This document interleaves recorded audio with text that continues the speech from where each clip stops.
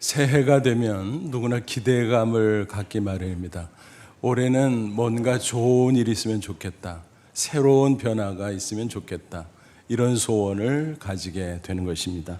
그런데 하나님을 믿는 성도의 기대감과 하나님을 믿지 않는 사람들의 기대감 사이에는 현격한 차이가 있습니다. 무엇이겠습니까? 일반인의 기대감은 막연한 것이죠. 새해 어떻게 잘 되겠지, 확실한 근거도 없이 핑크빛 꿈을 꾸는 것입니다. 그러다 보니까 객적게 토종비결이나 또는 점치는 것이나 이런 것에 기웃거리기도 하는 것입니다. 반면 성도에게는 확실한 근거가 있습니다. 그 근거가 무엇입니까? 바로 하나님 자신이죠. 하나님이 나를 선택하셨기에 나를 책임져 줄 것이다. 어떤 경우에도 나를 지켜줄 것이다. 그런 확신을 우리가 가지게 되는 것입니다. 사실은 지나온 내 인생 자체가 그 증거 아니겠습니까? 나의 실수와 부족함에도 불구하고 또 세상의 환난과 풍파에도 불구하고 나를 보호하시고 나를 축복하시고 지금까지 인도해 주셨습니다. 그 가운데 살아있는 나 자신, 하나님 앞에 바로 생생한 증거 아니겠습니까? 그 좋으신 하나님이 바로 나의 아버지신 것입니다. 따라서 앞으로도 내 인생이 언제 어떻게 될지 모르지만 하나님이 반드시 책임져 주시고 축복해 주실 것을 우리는 확신하는 것입니다. 이런 확신에 근거해서 새로운 변화를 기대하며 나아가는 저와 여러분 되시기를 주님의 이름으로 축원합니다. 오늘 본문은 바로 이 새로운 변화를 위해서 우리가 과연 어떤 과정을 밟아야 될까? 그것을 가르쳐주고 있습니다. 그 과정은 이렇습니다. 회개, 회복, 그리고 부흥인 것입니다. 이 과정을 거치면 개인적으로, 가정적으로, 교회적으로, 더 나아가 국가적으로 놀라운 변화와 축복의 역사를 우리는 경험할 수 있을 것입니다. 본문의 역사적 배경은 사사 시대지요. 사사는 재판관이란 뜻입니다. 이스라엘의 왕이 등장하기 전에 나라를 다스리던 정치 지도자였습니다. 그때 이스라엘 백성은 하나님을 배반하고 우상 숭배 또 범죄 가운데 있었습니다. 그래서 하나님이 그 모습을 보고 견디다 못해 징계를 하지요.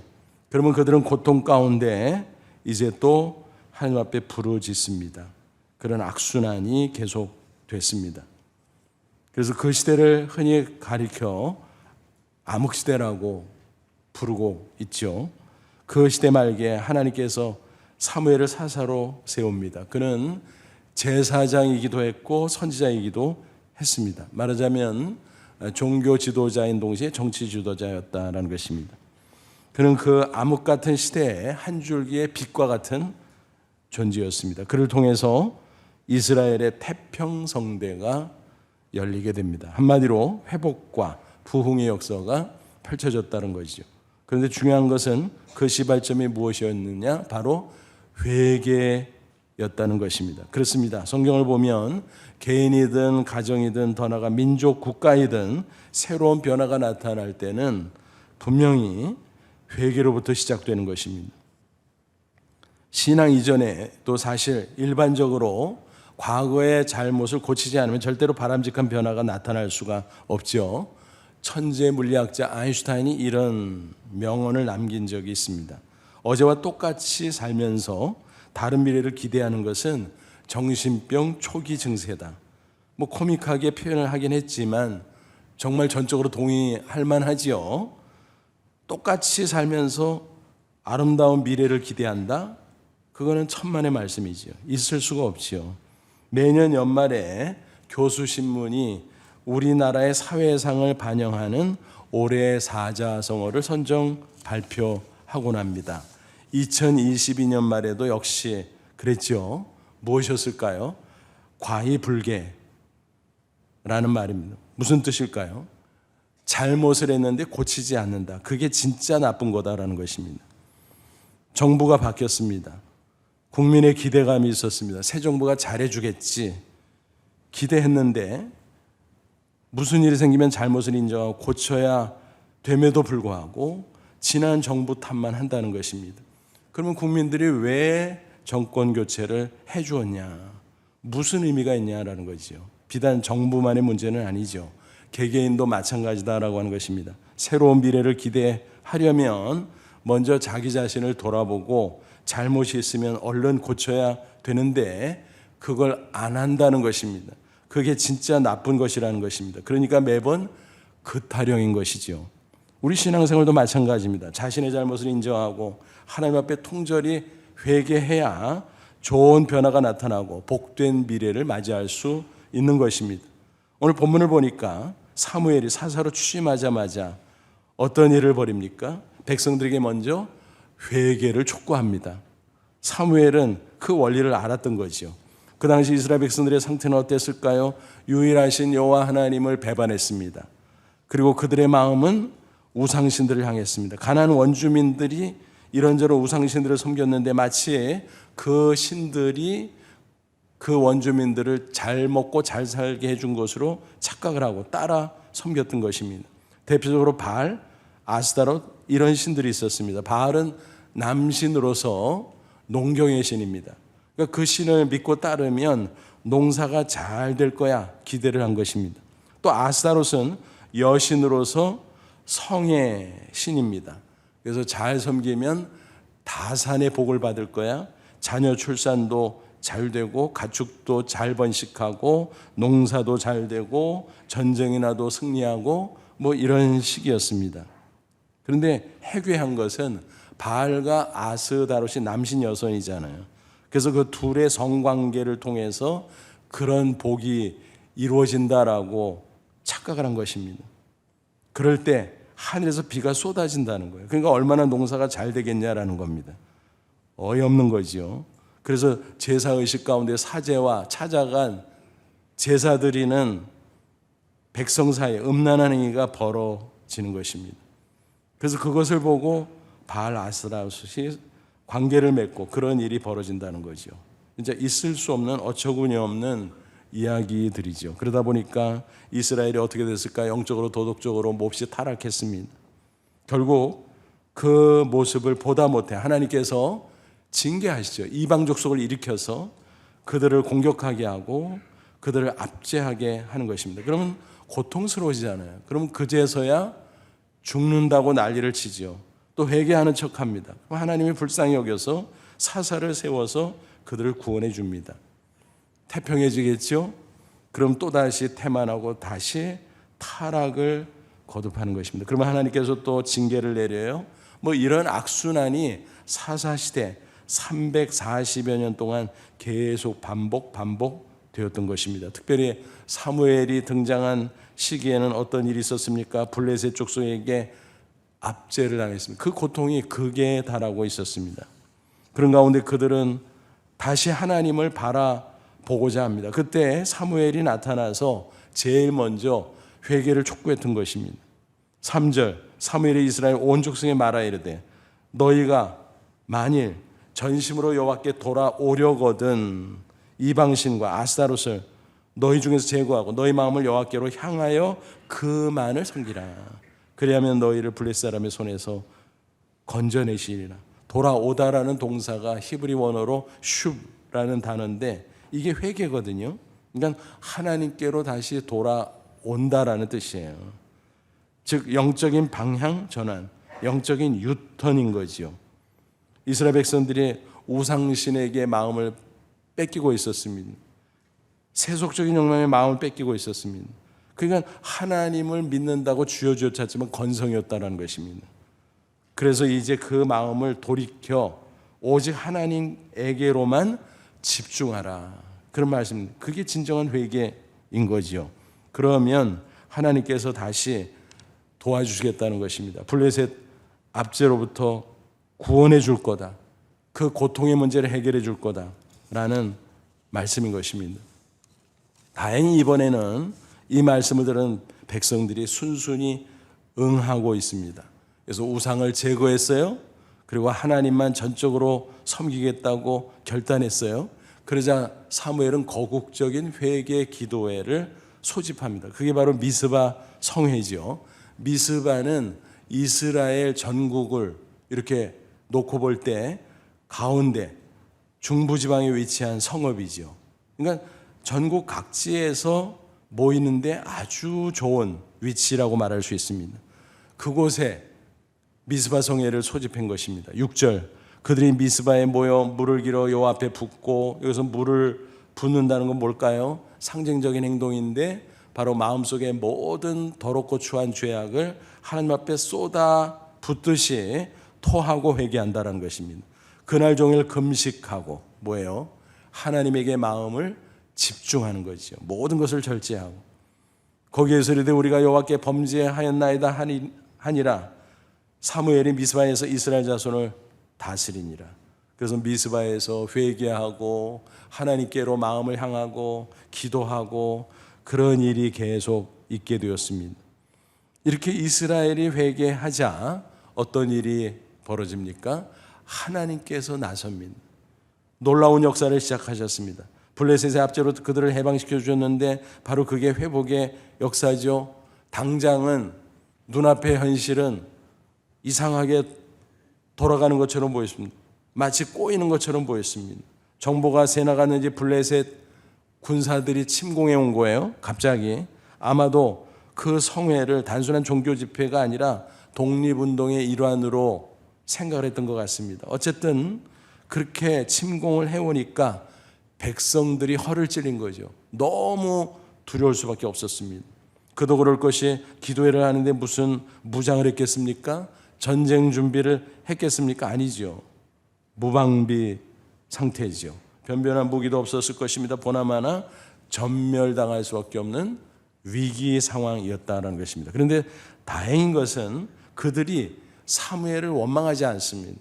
사실 인간적으로 생각하면 사무엘을 원망해도 뭐 당연하다고 생각할 수 있어요. 왜냐하면 당신이 우리 모이라 그랬잖아. 방비도 안 하고 우리를 모아놓고 이렇게 전멸당하게 뭐 이런 식으로 항의할 수 있는 거 아니겠습니까? 그런데 백성들은 그렇게 하지 않았어요. 오히려 더 간절히 기도하면서 사무엘에게 우리를 위해서 기도해 주세요 요청하고 있습니다. 8절, 이스라엘 자손이 사무엘에게 이르되 당신은 우리를 위하여 우리 하나님 여호와께 쉬지 말고 부르짖어 우리를 블레셋 사람들의 손에서 구원하시게 하소서. 그러자 사무엘이 어떻게 알았다고 하고 번제를 드립니다. 번제는 제사법 가운데 특별히 헌신을 의미하는 제사예요. 그래서 하나님 앞에 헌신하고 마음을 집중을 해서 간절히 기도하는 장면입니다. 그저 하나님께서 응답하셨어요. 9절, 사무엘이 젖먹는 어린 양 하나를 가져다가 온전한 번제를 여호와께 드리고 이스라엘을 위하여 여호와께 부르짖음에 여호와께서 응답하셨더라. 하나님께서 기도를 들으시고 응답하셨는데 어떤 일이 나타납니까? 10절, 사무엘이 번제를 드릴 때 블레셋 사람이 이스라엘과 싸우려고 가까이 오매 포위망이 점점 좁혀 들어와요. 블레셋 군사들이 코앞에 다가옵니다. 큰일 났어요. 그런데 바로 그날에 하나님이 역사하십니다. 여호와께서 블레셋 사람들에게 큰 우레를 발하여 그들을 어지럽게 하시니 무슨 얘기예요? 갑자기 우르릉 꽝꽝 우레가 발하고 그들이 야 이게 뭐야 정신이 하나도 없었습니다. 자중진환이 일어났습니다. 그래서 그들이 이스라엘 앞에 패한지라. 이스라엘 백성들은 변변한 무기도 없었지만 도망치는 블레셋 군사들을 따라가서 그냥 치면은 다 넘어지고 격파할 수 있었던 것입니다. 그렇게 해서 대승을 거둘 수 있었다는 것입니다. 여러분, 회개는 하나님께로 돌아가는 것, 그렇게 우리가 규정을 했습니다. 다시 말하면 하나님과의 관계 개선이에요. 하나님에게서 멀어졌던 사람이 다시 하나님을 향해서 영적으로 유턴해서 하나님과 올바른 관계를 다시 맺는 것입니다. 관계 개선이지요. 여러분, 우리가 살면서, 사람들이 살면서 만사가 뒤틀리고 혼란스러워지는 이유가 뭐라고 생각합니까? 그거는 하나님과의 관계가 뒤틀려서 그래요. 하나님은 절대 주권자잖아요. 우주 만물을 통치하시고 개개인 인생의 생사복을 주관하시고 인류 역사를 주관하시고 절대 주권자잖아요. 근데 그 하나님을 배반하고 멀어지고 범죄한다? 관계가 뒤틀린다? 무슨 일이 잘 되겠습니까? 만사가 뒤틀릴 수밖에 없는 거지요. 그러므로 회개함으로 하나님과 관계를 개선해야 그때 비로소 문제가 해결되기 시작하는 것입니다. 하나님께서 은혜를 부어주세요. 문제가 술술 풀려요. 어느 제사 공장의 규칙, 이런 거라고 합니다. 직원이 일을 하다가 실이 엉키면 즉시 공장장에게 보고하라. 괜히 혼자서 뭐 해보겠다고 이렇게 저렇게 만지다가 더 엉키게 하지 마라. 엉킬 것 같으면 즉시 공장장에게 보고하고 가져와라. 그러면은 노련한 공장장이 다 해결해 준다라고 하는 거죠. 그게 가장 빠르고 확실한 해결책이다라고 하는 것입니다. 여러분, 우리 인생도 마찬가지잖아요. 이런저런 일들, 얽히고 설키고 복잡한 문제들, 그거 하나님과의 관계가 뒤틀려서 그래요. 따라서 그런 경우에 무조건 하나님께로 직행하면, 그리고 하나님께 회개하면, 하나님께 내놓고 기도하면 하나님께서 다 해결해 주시고 풀어준다는 사실을 믿으시기 바랍니다. 이렇게 승리하게 됐던 것입니다. 그렇게 하자 사무엘이 어떻게 되죠? 승정 기념비를 세워 12절 사무엘이 돌을 취하여 미스바 센사에 세워 이르되 여호와께서 여기까지 우리를 도우셨다 하고 그 이름을 에벤에셀이라 하니라. 승정 기념비를 딱 세우고 이름을 붙였는데 뭐라고요? 에벤에셀. 무슨 뜻입니까? 도움의 돌. 그러니까 하나님이 도와준 것을 기념해서 이 기념비를 세운다라는 거예요.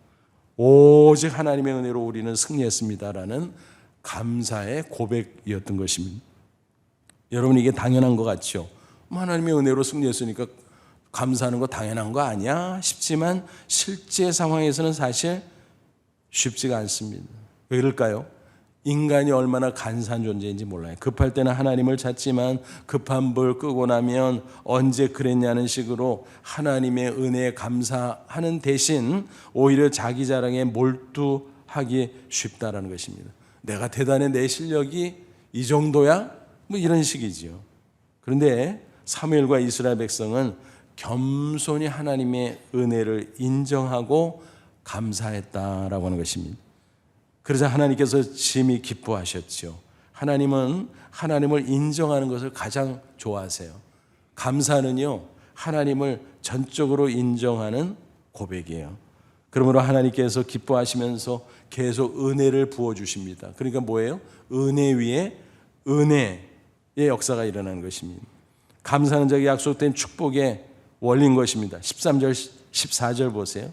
이에 블레셋 사람들이 굴복하여 다시는 이스라엘 지역 안에 들어오지 못하였으며, 블레셋이 이스라엘을 공격하고 압제하고 얼마나 많은 것을 빼앗아가고 못살게 굴었습니까? 근데 이번에 아주 헛구멍이 나가지고 국경 근처도 얼씬거리지도 않아.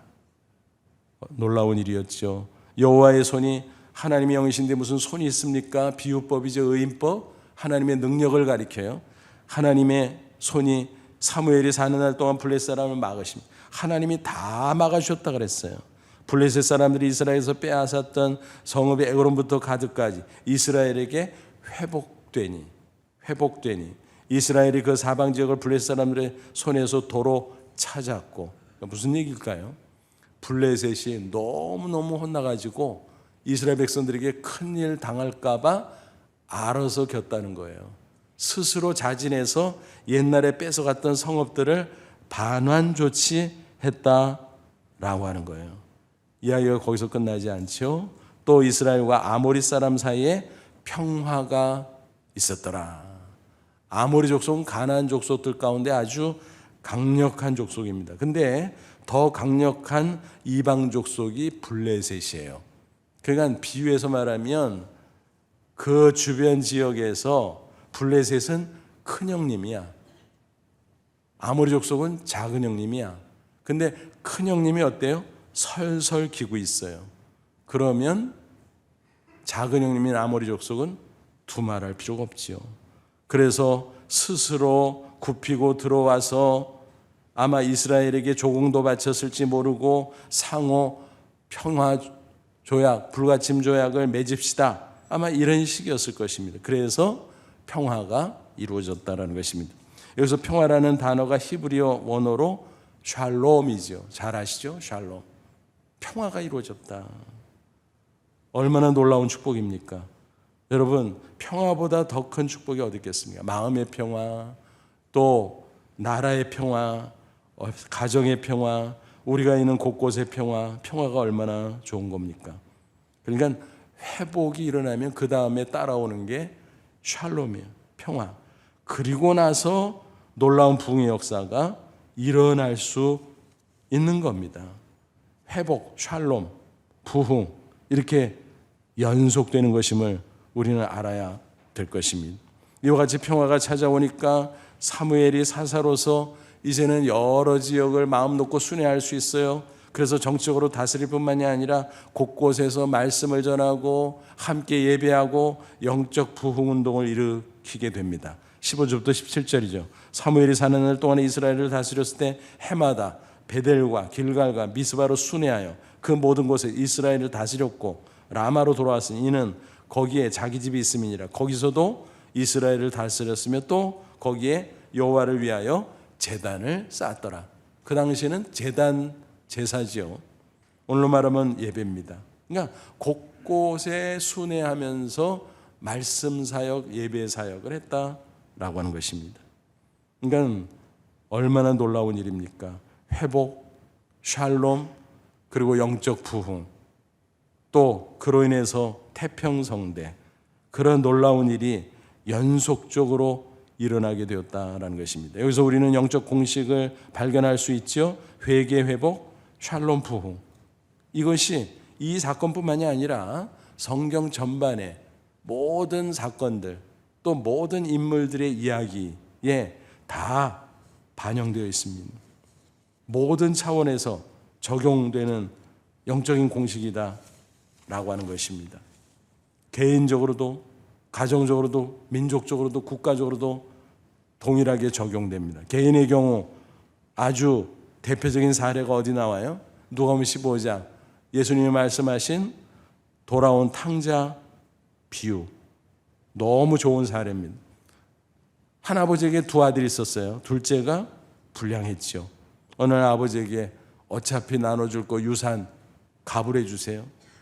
유산을 가불해 가지고 멀리 떠납니다. 아버지가 그걸 안 해줄 재간이 없었어요. 왜냐하면 매일 졸라대니까.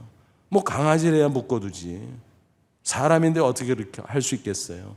뻔히 알지만 그래, 네가 나중에 돌이키고 다시 돌아와라. 그런 마음으로 허락할 수밖에 없었습니다. 탕자라는 조아람의 먼 나라로 떠납니다. 처음에는 신났지요. 그러나 허랑방탕 가운데 재산을 탕진하고 맙니다. 너무너무 궁핍해졌어요. 먹고 살 게 없었어요. 그래서 나중에는 돼지치는 일을 할 수밖에 없었는데 마침 흉년까지 들었네. 그러니까 돼지가 먹는 쥐염 열매도 얻어먹을 수가 없는 형편이 되고 맙니다. 그제야 정신이 번쩍 난 거죠. 아이고, 내가 무슨 짓 한 거지? 우리 아버지 집은 얼마나 풍족한데 아버지 집에 있기만 해도 나는 충분히 잘 살 수 있었을 텐데 내가 무슨 짓 한 거지? 아버지 집이 생각이 났습니다. 그런데 돌아갈 엄두가 안 나요. 그죠? 그렇게 하고 가출했는데 어떻게 돌아갈 수 있겠습니까? 체면이 있지. 그런데 너무너무 궁핍하니까 체면이고 뭐고 돌아가자. 근데 차마 아들이라고 말할 수는 없고 품꾼으로 받아주세요. 사정하자. 우리 아버지는 자비로운 분이라 들어줄 거야 라는 마음을 가지고 떠납니다. 그러나 집이 가까워질수록 발걸음이 무거워져요. 어떻게 아버지 보지 어떻게. 그런데 아버지는 벌써 동네 밖에 나와 있어요. 그날이 아니라 그 아들이 떠난 그 당일부터 이제나 저제나 기다리고 있었던 것입니다. 그런데 어느 날 저 지평선에 새까만 점이 점점 커집니다. 다가옵니다. 한눈에 알아봤어요. 우리 아들이구나. 우리 아들이 오는구나. 막 달려갑니다. 얼싸안고 입을 맞춥니다. 근데 보니까 꼴이 거지거지 상고지 꼴이에요. 데리고 들어와서 씻기고 새 옷 입히고 신발 신기고 가락지 끼워주고, 그게 바로 뭐예요? 신분의 회복, 아들의 신분. 그리고 자유인, 그 당시 종은 신발을 못 신었어요.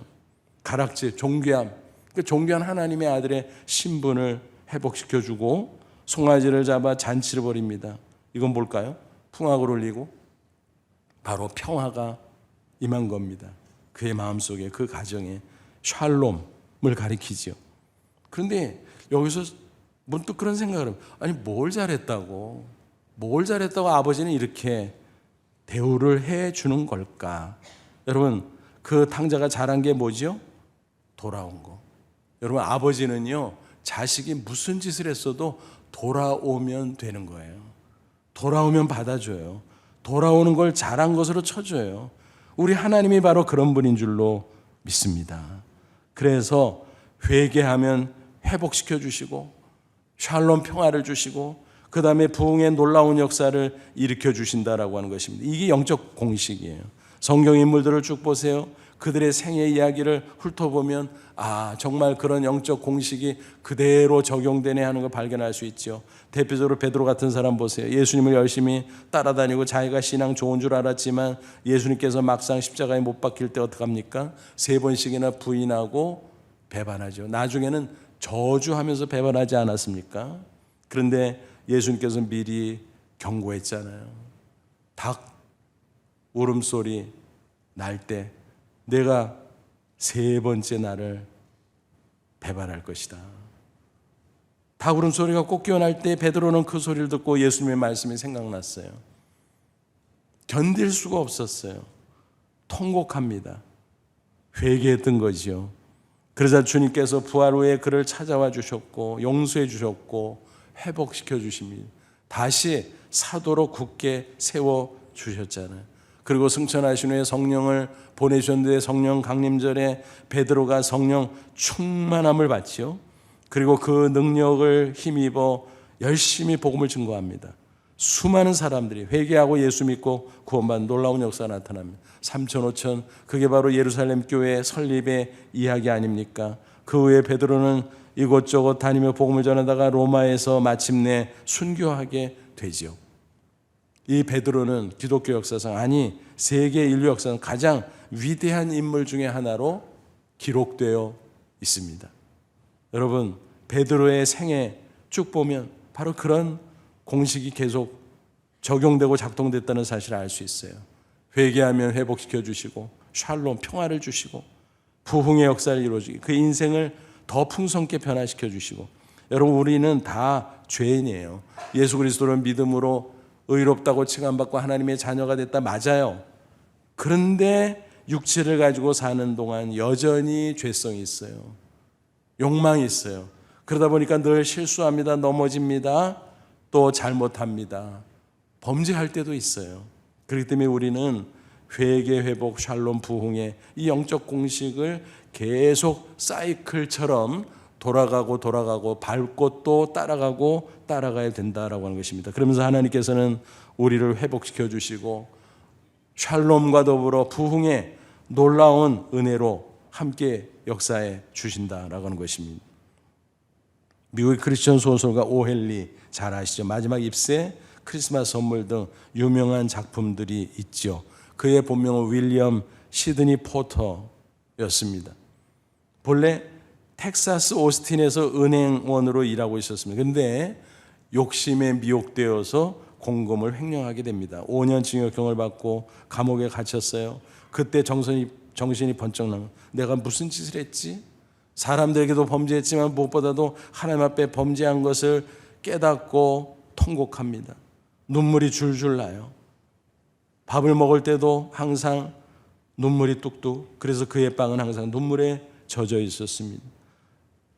잠자리에 들어서도 눈물이 마르질 않았습니다. 그래서 그의 베개도 항상 눈물에 젖어 있었습니다.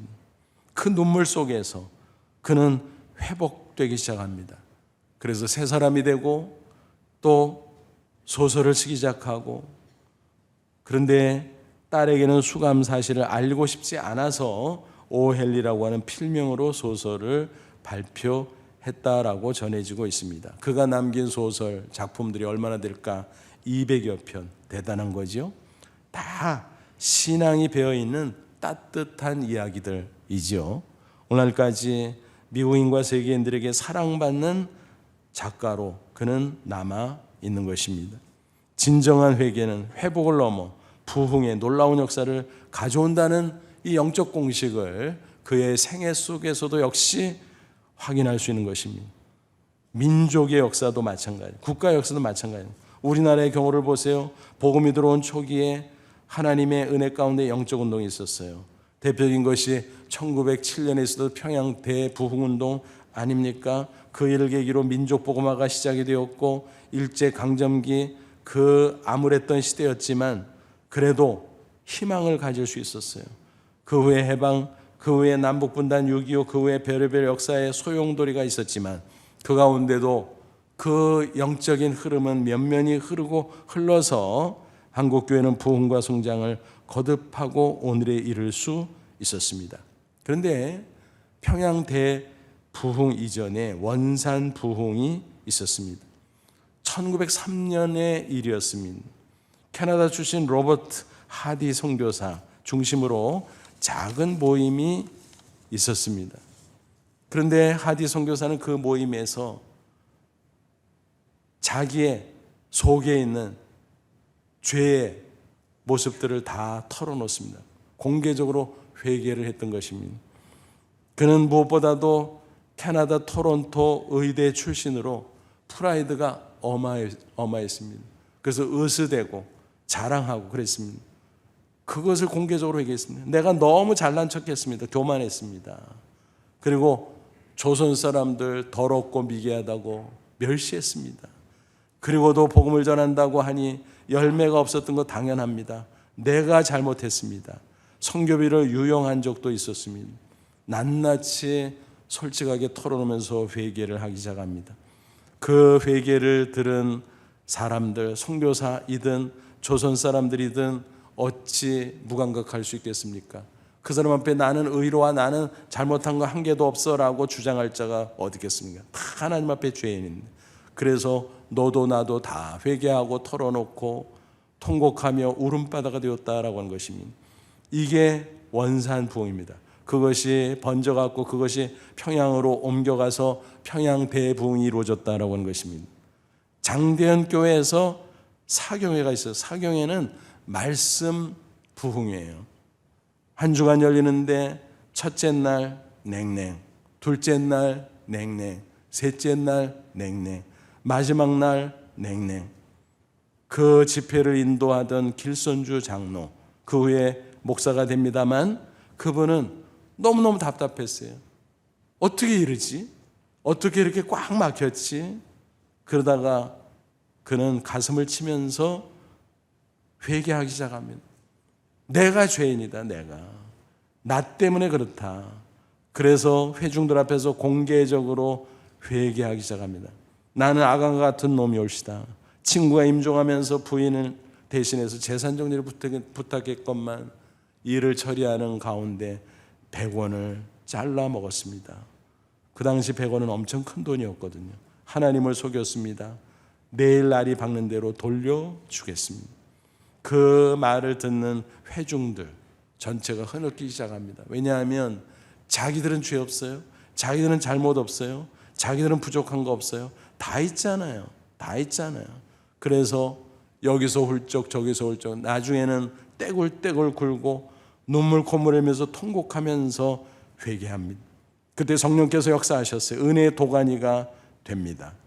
그것을 시발로 평양 대부흥이 확산했던 것입니다. 그래서 암울했던 그 시대에 복음화가 이루어졌습니다. 사람들이 변화됐습니다. 사회가 변화됐습니다. 그 당시 축첩과 도박과 주색잡기와 음란과 그런 것들이 얼마나 이 땅에 많이 만연해 있었습니까? 그런데 그것이 새롭게 변화되기 시작하고 민족의 그 일제 압제 가운데도 희망이 생겼습니다. 교회가 빛과 소금의 역할을 감당하고 민족을 이끄는 원동력이 될 수 있었다라고 하는 것입니다. 그 영적인 흐름이 이어져서 그나마 오늘의 한국교회가 존재하게 되었다라고 하는 것입니다. 지금 우리는 어느 때보다 암울한 시기를 지나고 있습니다. 코로나 팬데믹 3년을 보내고 그런 가운데 언제 이게 끝나려나 회복을 기대하고 있지만 우리 마음대로 되는 것도 아니고 그 가운데 개인도 가정도 사회 곳곳에서도 쇠락하고 지쳐 있습니다. 특별히 교회는 곳곳에서 무너지는 탄식 소리를 내고 있습니다. 교회가 문을 닫고 주일학교가 폐쇄되고 그런 소식들이 도처에서 들려오고 있습니다. 그런 가운데 새해를 맞이했습니다. 전망들이 다 암울해요. 정치 말 안 해도 아시잖아요. 경제 말 안 해도 아시잖아요. 다 그렇습니다. 그렇다고 주저앉아 있을 수만 없잖아요. 우리는 회복을 꿈꾸고 부흥을 꿈꾸고 그래야 되잖아요.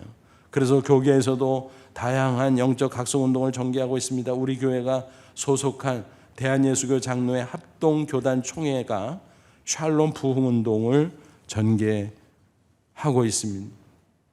침체된 한국교회 회복을 이루어야 되겠다. 샬롬을 이루어야 되겠다. 그리고 샬롬을 바탕으로 부흥의 역사를 이루어야 되겠다. 하나님께서 은혜 베푸실 것을 기대하면서 회개하면서 기도하면서 샬롬 부흥운동을 전개하고 있는 것입니다. 그럴 때 개인이 살 것이고 가정이 살 것이고 나라도 살 것이고 모두가 살 것이다. 그런 기대와 확신이 우리에게 있는 것입니다. 그런 취지로 우리 교회도 금년표를 회복을 넘어 부흥으로 이렇게 정했습니다. 주세정권은 역대하 7장 13, 14절입니다. 솔로몬이 성전을 짓고 봉헌 기도를 했을 때 하나님께서 그에게 주셨던 말씀 중에 일부입니다. 혹 내가 하늘을 닫고 비를 내리지 않거나 혹 메뚜기들에게 토산을 먹게 하거나 혹 전염병이 내 백성 가운데 유행하게 될 때. 무슨 얘기예요? 농경 시대를 배경으로 그렇게 표현했지만 오늘 시대상과 똑같잖아요. 인간이 타락하고 범죄함으로 말미암아 하나님께서 진노하셔서 곳곳에 환난과 고통이 임한 이때 똑같지 않아요.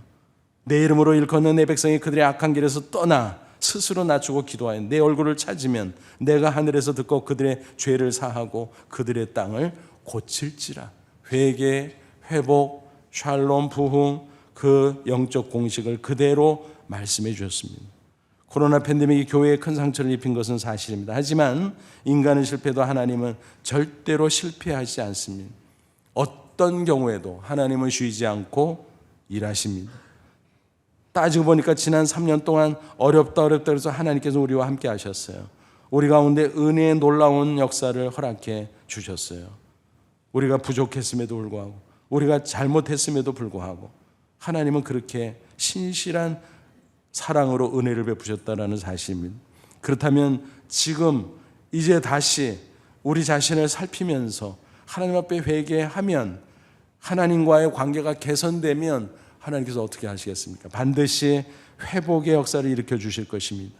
더 나아가 우리 마음속에 가정에 교회 사회 곳곳에 우리나라에 샬롬이 임하게 될 것입니다. 그리고 그것을 바탕으로 부흥의 역사가 나타나게 될 줄로 믿습니다. 하나님의 약속입니다. 신실하신 하나님의 약속이고 영적인 공식입니다. 새해를 맞이하고 한 주간이 지났습니다. 다시 한번 마음을 다지며 회복을 넘어 부흥을 기대하며 또 하나님의 약속을 붙잡고 결단하고 나아갈 수 있기를 바랍니다. 얽히고 설킨 문제들이 우리를 사방팔방 둘러싸고 있지만 하나님이 회복의 역사를 이루어 주시면 그 모든 것이 술술 풀리게 될 줄로 믿습니다. 그리고 부흥의 역사가 나타나게 될 줄로 믿습니다. 이런 기대와 확신을 가지고 힘차게 한 해를 출발하는 저와 여러분 다 되시기를 주님의 이름으로 축원합니다. 기도하겠습니다. 이 말씀 붙잡고 기도하자. 하나님, 그렇습니다. 우리를 예수 십자가 보배뼈로 구속하사 하나님의 자녀로 삼으셨을진데 우리가 하나님 앞에 잘못한 것 있어도 부족한 것 있어도 회개하면 또 받아주실 줄로 믿습니다. 회개와 회복의 역사 이루어 주옵소서. 그리고 샬롬 허락해 주옵소서. 답답하고 힘든 이 때에 우리의 마음속에 우리의 가정에 우리 교회에 사회 곳곳에 이 나라의 민족 가운데 주의 평화 샬롬을 허락해 주옵소서. 그리고 부흥의 새로운 역사를 허락해 주옵소서. 그래서 우리가 살아나게 하옵소서. 이 땅이 살아나기를 원합니다. 하나님 도와주옵소서. 다 같이 간절한 마음으로 기도합니다. 하나님 아버지 은혜를 진심으로 감사합니다. 이 시간 주의 말씀으로 다시 한번 깨우쳐 주시고 영적 공식을 확인시켜 주심을 감사합니다. 하나님 앞에 부족하고 잘못한 것 회개합니다. 회복 이루어 주실 줄로 믿습니다. 우리의 심령 속에 우리가 사는 곳곳에 샬롬 허락해 주실 줄로 믿습니다.